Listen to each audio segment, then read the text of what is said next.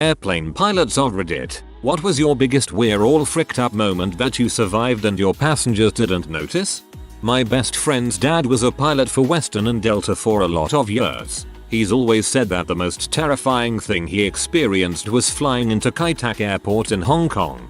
Due to the terrain and high rises at one end of the runway, you had a pretty sharp right turn on final approach and it took you close enough to the high rises that you could see TVs in the apartments. Once in 2013 my plane failed to start engine at the alternative airport, and I had to spend 2 more days in a poor hotel with all my 158 passengers waiting repair parts. I thought they would kill me every time I meet any one of them those days. I think this was my plane.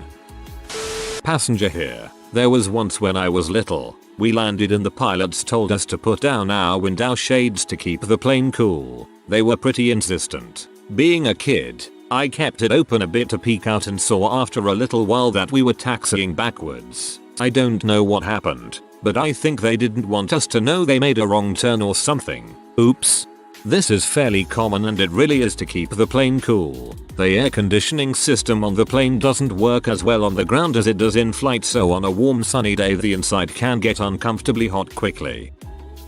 Obligatory not an airline pilot, but I am a private pilot and know a handful of airline pilots. Most of the things that make you feel like you're going to crash in a large jet turboprop are really not significant. Planes can handle way more turbulence than you fly through. That sound is probably normal, and the engine quitting doesn't mean you're going to fall out of the sky. Go-arounds, where the plane aborts its landing, happen a handful of times a day at most airports. It's nothing out of the ordinary. Flying on a US airline is one of the safest things you can do. You're more likely to die driving to the airport or even falling out of bed than you are in a large commercial airliner crash. Also, tarmac isn't any part of an airport, but rather a material that was used to make airport surfaces decades ago. Runway is where you land takeoff. Taxiway is where planes are moving and speaking with air traffic control. Ramp apron is where planes are parked and pushed back. I'm an air traffic controller, for the record. Had a pilot go Nordo, that's when, for whatever reason, they aren't on my frequency anymore. They didn't get the right one, misheard, or their radios crapped out. It happens fairly often, and there are a number of things we can do to get you back in the right place. This particular guy, however, went Nordo at precisely the worst time. He was going eastbound, which means he was at an odd altitude. He lost his radio, and his flight plan then had him turn southbound. That means he was supposed to be at an even altitude, which he obviously wasn't. There were about a dozen different planes going northbound that were at his altitude, so he ended up running one heck of a gauntlet through all these people as I was descending and climbing them to get them out of his way. Then, apparently in an act of sheer ignorance on the pilot's part, he decided to choose an even altitude all by himself, knowing he should probably be at one. Remember all those planes I had to move out of his way? He managed to put himself right back into them. When you have closure rates of over 1000 knots, that's not a lot of time to react to those things. At the end, my butthole was clenched so tight that when I stood up, the seat came with me. Imagine after years of being a highly trained race car driver, you are now driving a Greyhound bus. Retired Air Force pilot. February 2017, flying American Airlines from Miami to Bam. We boarded the plane and noticed it was very hot. The air wasn't working. The attendant said it was, but the air blowing out of the vents was hot AF. Anyway, we were about 45 minutes out in the flight. We're all burning up and sweating our asses off. Pilot comes over the speaker, says that we are headed back to Miami and not to worry, but we've lost cabin pressure. Like I said, we were 45 minutes out from Miami, but it only took us like 20 minutes tops to get back to Miami. I knew crap was serious with the attendant was buckling herself in as soon as the pilot made the announcement. It was suru hot and hard to breathe. What was even scarier is watching your plane pass the airport to fly over the ocean and dump fuel. I'm assuming that's just in case we land badly, less chance of exploding. When it came time to land, we were directed to a clear section of the airport. You could see emergency crews lining the tarmac like they were just waiting to recover bodies. It was the worst landing of my life. I swear to God, we came in so hot we were on 2 wheels for a few secs. A friend of mine on the trip with me had never flown before and was dang near in cardiac arrest. I was just dumbfounded any of this was happening. Anyway, they let us off directly on the tarmac as quickly as possibly. We had to wait 2 hours for a different plane. American Airlines offered us all free beer to make up for the scare though. Then we had to wait an additional hour because our stewardess had gotten so freaked out she grabbed her wheeled bag and went the frick home.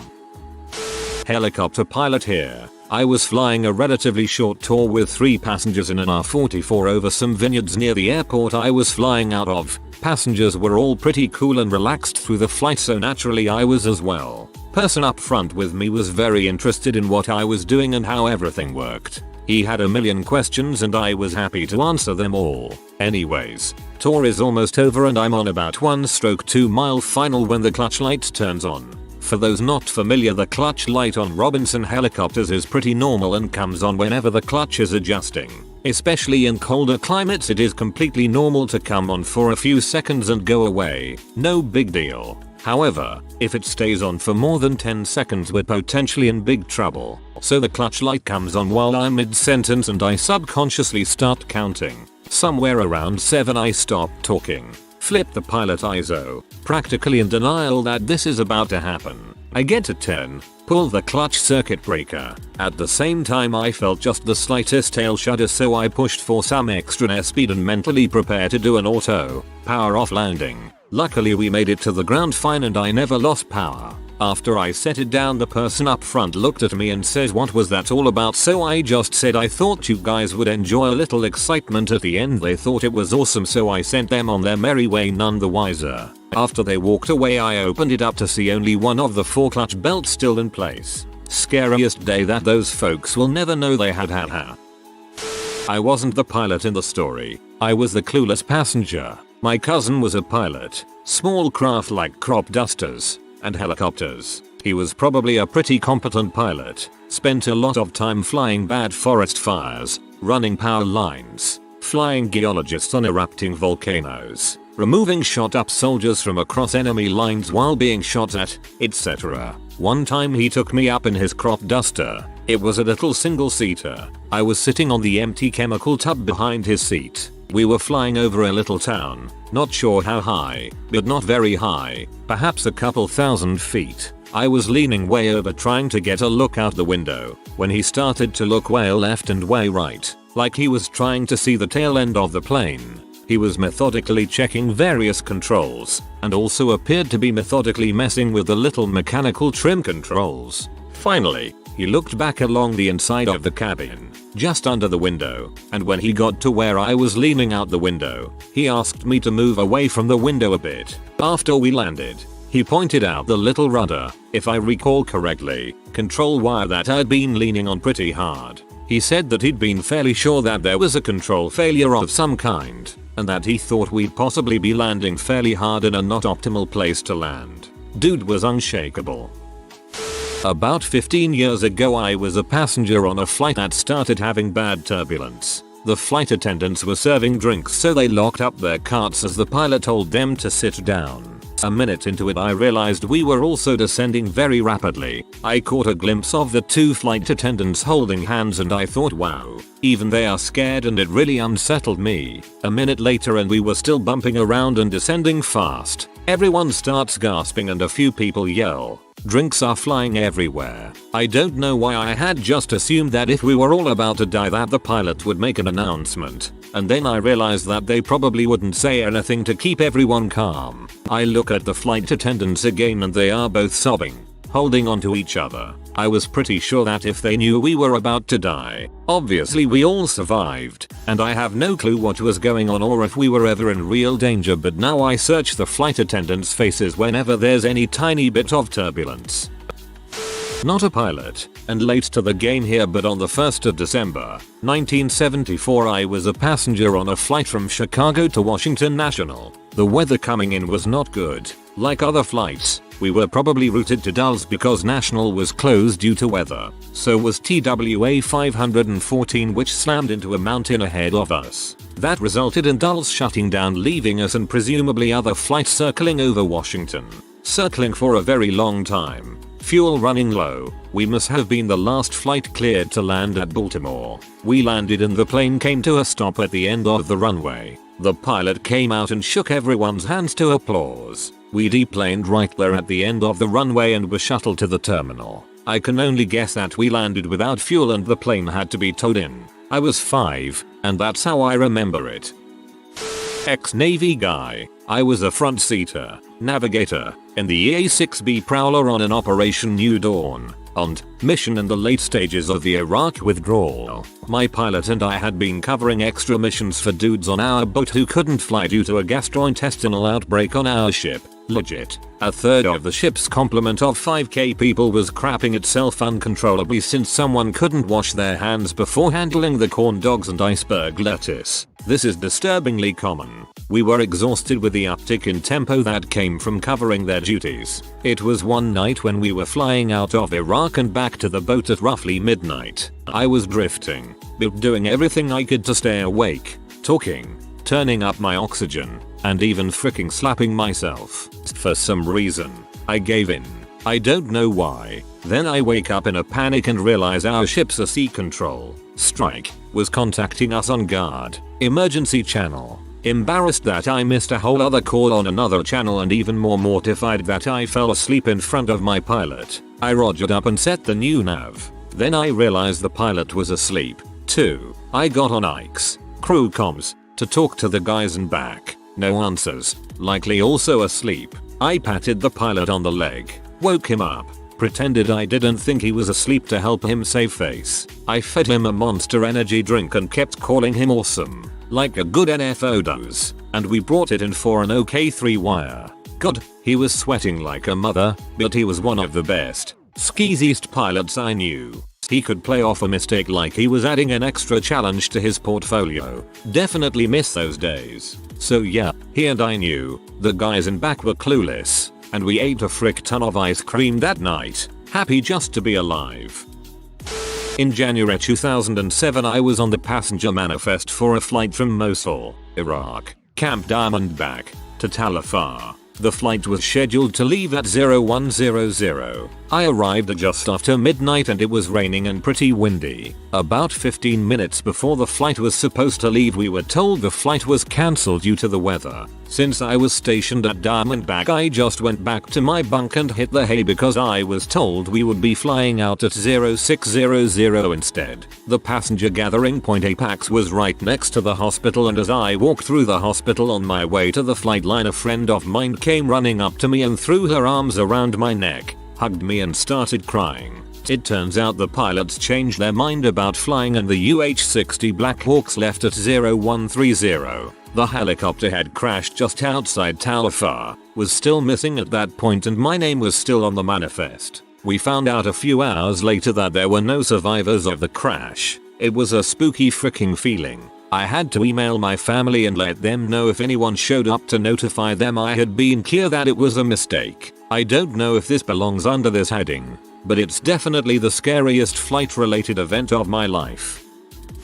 T-38C instructor pilot here. For everyone who isn't familiar, all USAF pilots who fly fast pointy airplanes go through training in the T-38C. It's a pretty old jet, flown since 1970, that is notorious for being underpowered with very tiny wings. Many a pilot have died during actual TP stalls in what we call the final turn, the 180-degree turn from downwind to final that military aircraft make in a single descending, relatively tight turn. Anyways, my student is extremely close to the runway on downwind, literally half as far from the runway as he's supposed to be laterally, and because I'm relatively comfortable in the moment, I don't tell him to discontinue his approach, break out, and re-enter the pattern to try again. Definitely a foul on me. So he rolls off into his final turn, and I immediately assess that the turn is going to be too tight, and that we're going to stall. I take control and start to go around, immediately selecting maximum afterburner and pulling as tightly as possible. We're going relatively slow, so we're limited by the aircraft's AOA available, not G's. I'm pulling a maximum AOA turn trying not to overshoot the runway. This is important because we have a parallel runway that is occupied by other aircraft in their own VFO pattern. We still overshoot like big dogs, but we end up not stalling and successfully completing the turn. I deconfigure and take a few seconds to calm down. My student had absolutely no awareness of the significance of what had just occurred. Suffice to say he had quite the debrief. Helicopter pilot here. No passengers per set, but 2 pilots and an aircrewman in the back. We were at a civilian airport working their runway at nighttime on night vision goggles. On takeoff, there was a lot of chatter on our second radio, so we turned it all the way down. It was just our base and maintenance frequency, and none of it pertained to us. We were just concerned with our primary radio, ground, tower, working area frequencies. Later in the flight, as we approached the civilian airport, we changed our second radio from our base frequency to the civilian traffic frequency. It was night, so the only traffic is usually other military training flights, so we weren't too worried about other aircraft. Alas, we made all the standard calls. After about 3 laps in the pattern we stopped making calls, because we knew we were the only traffic. About 15 minutes later, as we turned onto final, we came right over top of another helicopter. I pulled in power and climbed away. We realized that we had left our radio volume down, and didn't hear the other aircraft coming in. We had taken a few laps off from making radio calls, and we were out of phase in the pattern and didn't see the other aircraft. Scared me shitless coming right over top of another helicopter's main rotors. Answering for my dad, now a 747 captain for British Airways, as he isn't on Reddit. He was SFO on a flight that had a terrorist attack attempt. A man broke into the cockpit, pulled the captain away from the controls and grabbed them, pointing the nose straight down, trying to crash the plane directly into the ground. The captain, who was a Scottish man, said in an interview, in his strong Glaswegian accent, "I could see the only way to stop him was to seriously hurt him, so I did." He stuck his dank thumbs into the eyes of the guy trying to take over the plane. He and my dad safely landed and the guy was arrested. They each got a bottle of Glenmorangie as a reward. Passenger here. When the DC-9 we were on did a 180 on the runway during landing was pretty bad. Doing 100 miles per hour going backwards down a runway I think qualifies as a "we're all fricked" moment. Hydroplaning a passenger jet is bad. The pilot stopped the plane by putting forward thrusters in. This was in the 70s. My parents got free drinks at the bar and the pilots lost their licenses. Later the runway was found to be subpar. Achievement unlocked 1000G. Drifter jet. Not a pilot. Coming in from LAX to Dallas. Rough ride. Bad storm. The captain comes on and says we will probably have to divert, but he wants to try something and we should all buckle up for the fun of it. We dropped what felt like a couple hundred feet, and a crosswind took our left wing up. The whole plane starts screaming, and you can feel the plane moving sideways, about 50 feet from the runway, and we literally slide to the next runway over and hit the deck at full speed. Slam on the brakes, the whole plane lurches and buckles. Pilot comes on the comb. Woohoo. Ladies and gentlemen, welcome to Dallas featuring Worth, and if you could not tell my bosses I just did that, I would appreciate it oh so very much. Please remain seated. One time during glider training, I left my water bottle in the leather boot at the base of the control stick. I didn't notice it until we were accelerating down the runway behind the tow plane. Luckily it only restricted the large movements required during the first few seconds of the takeoff run, but I could still feel it binding up until I managed to reach down and grab it after reaching a safe altitude. The instructor wasn't aware of the situation, but scolded me when he saw that I'd brought the bottle with me, saying, "Loose objects in the cockpit can be very dangerous." I didn't have the balls to tell him about it during the debrief. I was by myself, but there was a lot of people in the sailboats below me that I would have crashed into if I hadn't recovered. My dad ran a FBO at this little coastal airport. I worked for him and learned to fly on my off time. I had about 20 solo hours under my belt and was flying one gorgeous hot summer afternoon to do some touch and goes. I take off and had just passed over the power lines at the end of the runway. It's so hot that the plane is basically hanging in the air, slowly ascending in the humid soup of that scorching afternoon. Everyone who can be on the water in the harbor is desperate to find some relief. I'm checking off my list of potential hazards. Cleared the power lines. Next is the sailboat basin. then the crowded resort town until I can dogleg off to the national seashore and away from civilization. When it happens, entire firewall instrument panel falls off into my lap. The 172 had just been taken in for maintenance, and the new guy didn't screw the panel back into place. I'm strong for an 18-year-old girl and don't panic much. It still took all my strength to keep the yoke steady as I adjust to the roar and heat of the engine. With my free hand I reach out and grab the hole that the yoke protrudes out of and pull up. I managed to shimmy the panel back in place and keep it in place with my hand and knee. It does cut into my knee, but I managed to ignore it long enough to call over the radio and say I have a minor problem and need to be next to land. The airport was unmanned, but the local pilots are a congenial bunch and will radio their position if requested. So the other pilots get out of my way and let me land. Of course my dad and anyone who was on the ground and in the FBO and heard me was standing by the maintenance hangar to see what happened. They couldn't believe that I managed to not crash. Those panels are heavy metal. The new maintenance guy was already not passing muster with our regular guy, so he was fired. I was close with the main mechanic, and he was so upset that he hadn't double checked the panel. But it's an instrument panel, which should have obviously been manageable for even a trained monkey. I am forever grateful for my awesome instructors who drilled emergency preparation into me. My favorite was the elder brother of Michael J. Smith, the pilot of the Challenger, when I had to quit flying because of a heart problem. On my last flight before I went back to school, he took me barnstorming over a friend's property. He was having me set up an emergency landing on the field and told me that we were going to get down to about 50 feet. Then he slams the throttle to the wall and says surprise. We did a few more flyovers. Best flight ever. If you are new to the channel, you can subscribe. I publish new videos every day. Until then, check another video.